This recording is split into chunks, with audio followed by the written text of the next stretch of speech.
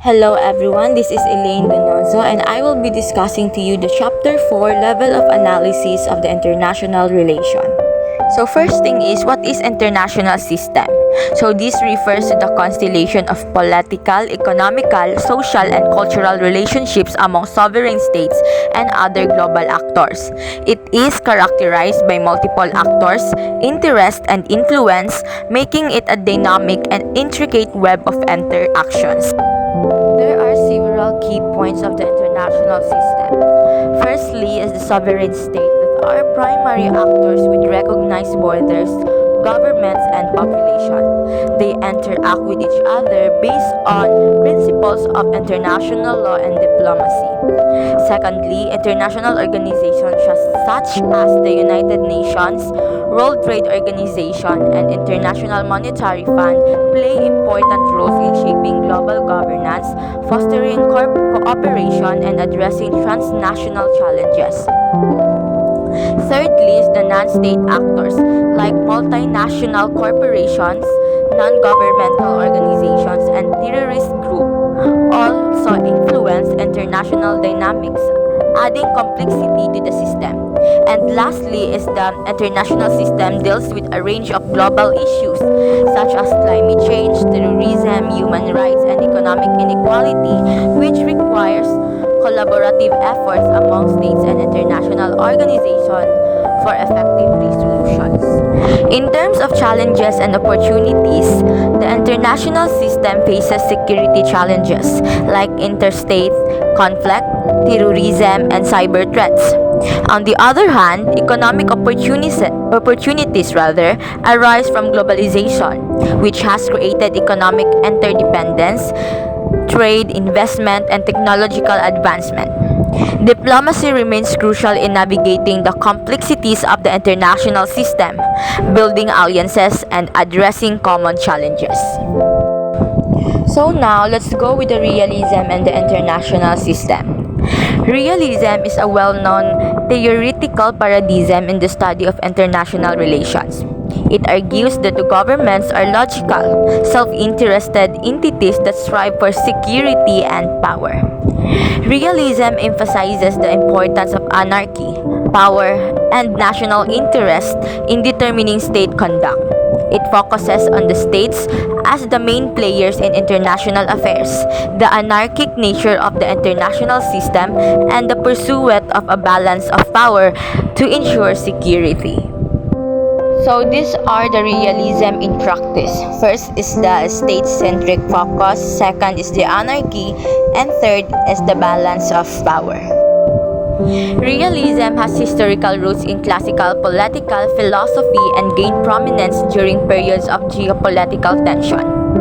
It explains concepts such as the security dilemma, where states' efforts to enhance their security may inadvertently lead to increased tensions and conflicts. Realist principles often influence statecraft and diplomatic strategies, guiding states in their interactions with other nations based on the calculations of power and interest.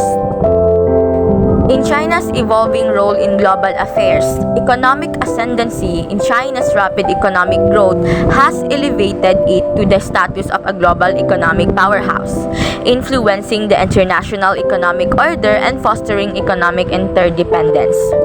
In terms of diplomacy and soft power, China's Belt and Road Initiative, or the BRI, and other diplomatic efforts reflect its commitment to expanding its influence and enhancing soft power on the global stage.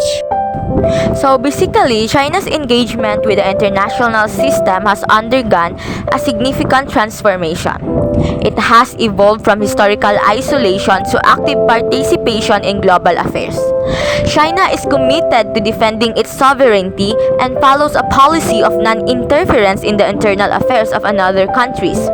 It influenced by its historical background of imperial history, foreign invasion, and colonialism.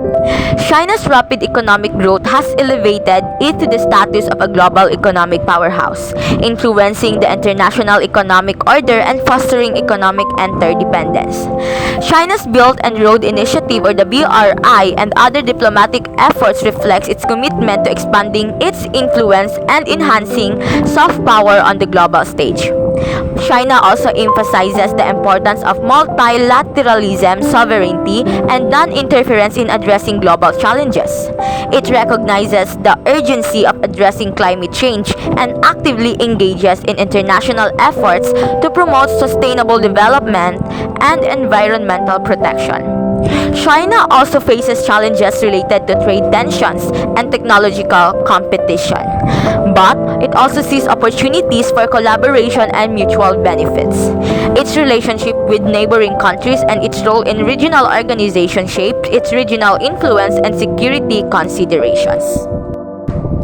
Since we are done in realism, let's go with the liberalism. Liberalism, in another perspective on the international system, emphasizes cooperation, democracy, and the role of international institutions. It argues that mutual gain and cooperation are attainable objectives in the international system and highlights the possibility of amicable relationships, common ideals, and the role of international organizations in promoting international cooperation. Liberals also argues that states can cooperate for mutual benefits. Economic and cultural interdependence can lead to greater global stability, and democracies are less likely to go war with each other. They also emphasize the role of international organizations in facilitating diplomacy, conflict resolution, and economic cooperation. Liberalism gained prominence in the 20th century as a response to the devastation of World Wars I and II. It advocates for strengthening global governance structures but faces challenges from the rise of nationalism and protectionist policies. In terms of constructivism and international system, constructivism, in contrast to realism and liberalism, emphasizes the influence of ideas, identities, and social construction on the state behavior. It is not solely driven by material forces or fixed structures, but it is deeply influenced by shared ideas, norms, and identities. Constructivism highlights the social construction of reality, the role of norms and identity in shaping state behavior, and the importance of institutional power in international politics. It explains phenomena such as norm diffusion and identity formation. So at this point, we will discuss the change in the international system. So the international system is characterized by constant evolution, shaped by various political, economic, social, and technological forces. Historical shifts in the international system, such as the end of the Cold War and the rise and fall of empires, illustrate the adaptive nature of the system. Technological advancement, economic globalization, and environmental challenges are major drivers of change. Technological innovation has significantly altered the global landscape. Economic interdependence has reshaped power and structures, and environmental issues have prompted international cooperation. So, understanding the drivers and implication of change is crucial for navigating the complexities of the evolving global landscape. Since we are done in discussing our topic for today, I would like you to answer this question. What are the key components of the international system?